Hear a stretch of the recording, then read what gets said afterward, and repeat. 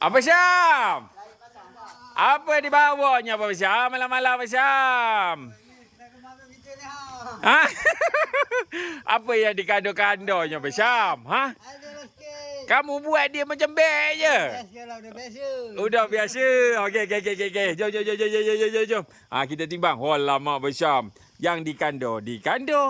Lepas tu yang di depannya pun besar-besar. Hei, ya Allah, ya Tuhanku. Okey, kita try timbang terus ha. Okey, kita timbang terus. Sekejap.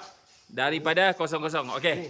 1 kilo 300. 1 kilo 400. Tenggalan. Alright. Mantap. Angkat. Aduh. Kena belanja ni. Okey, 1 kilo 750. Okey.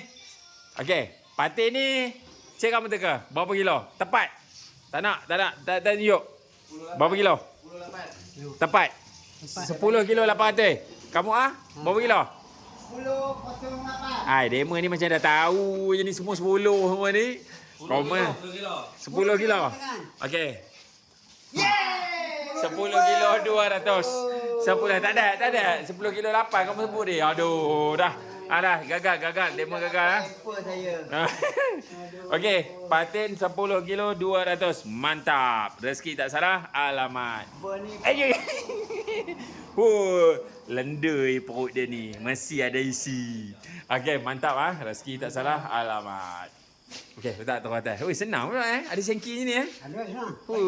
Terus belah perut di sini, terus proses, terus settlekan semua sekali. Okey, mantap. Rezeki tak salah, alamat. Pada komen-komen yang mana-mana berminat nak mencari ikan liar Sungai Perak, boleh cari di pembekal ikan liar Hidup lagi. Sungai Perak. Mantap.